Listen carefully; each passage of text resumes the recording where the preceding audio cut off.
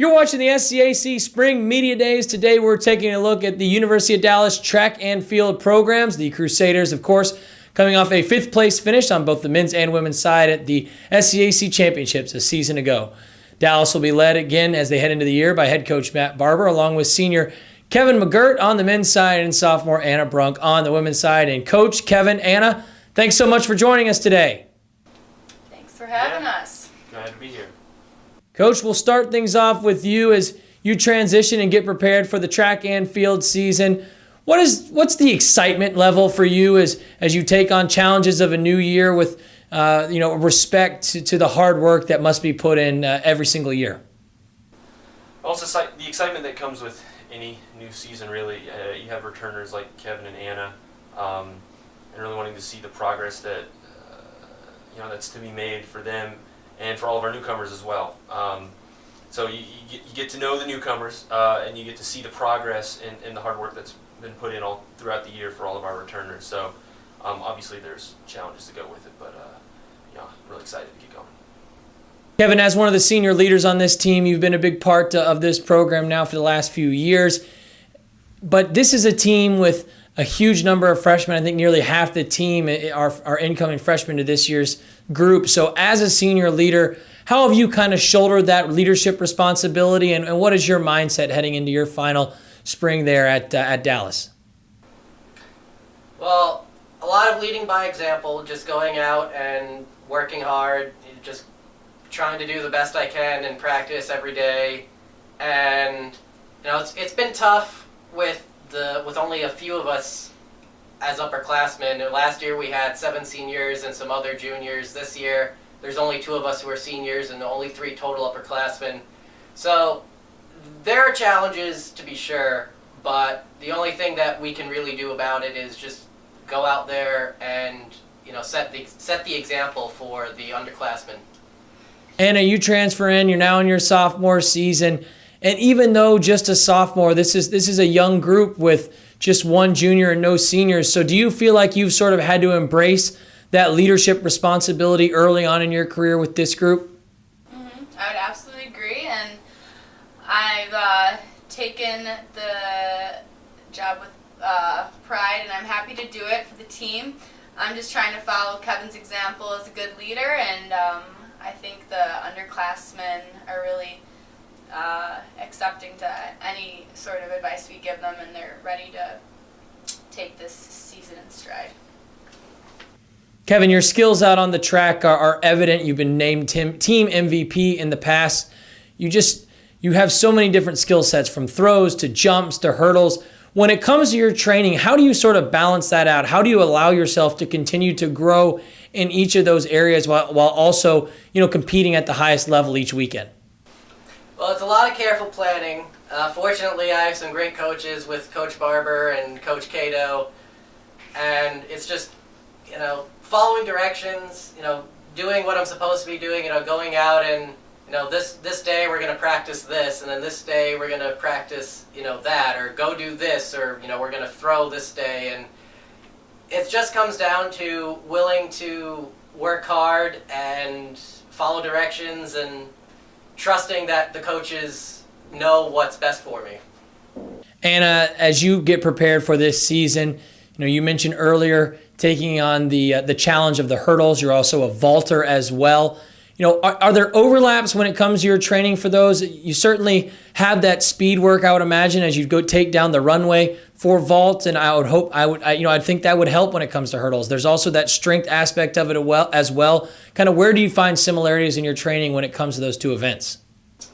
Yeah, anytime you can add speed to the pole vault, you're going to end up jumping a lot higher. So the hurdles and the pole vault together do increase my speed and strength. So I'm actually really happy to have added hurdles into my routine, because I've noticed pole vaulting is just becoming even easier for me now. Coach, as you look at these 2 programs, you've hit the recruiting trail and worked hard. 14 freshmen in all, I believe 5 on the men's side and 9 on the women's side. As you get a chance to ingratiate them into your programs early on, what is kind of your message to these freshmen, and what have you seen from them that has you excited and hopeful that they could be a big part of both of these programs heading into the spring? Well, as with freshmen every year, the biggest challenge is getting used to college athletics. I think college academics are a little bit more difficult than high school academics. We've kind of discovered here, and so the biggest aspect of it is kind of time management, right? The ability to study and use your time during the day, so that when it's time to get on the track, you can put your all into it. You can forget about studying for a couple of hours, sweat, work hard, get better, and that's the biggest thing with all of our 18 to 19-year-olds. With all of our freshmen that are coming in, is college classes take more time than in high school. I don't know, they're a joy to be around, right? I think especially this year, there's a joy about them, a desire to do well, in both avenues, doing well in class as well as trying to PR and score on the track. Kevin and Anna, one of the things that I admire tremendously when it comes to track and field athletes is the amount of self-discipline it requires for you to continue to grow and get better at your craft. When you look at this season, what are some of the things that motivate the two of you to continue to grow and get better as track athletes heading into the year? Anytime you can move up in the conference, it's always going to be a big motivation for me personally. And especially not wanting to let the whole team down, so you look around and you try to make sure you're giving it your all, not for yourself, but for the team as well. Yeah, one of the big motivations for me is I got into track originally because my dad ran track in college, and I'm striving to break some of his records, some of his personal bests, and one of the other things is just representing UD, wanting to be a part of the the history and try to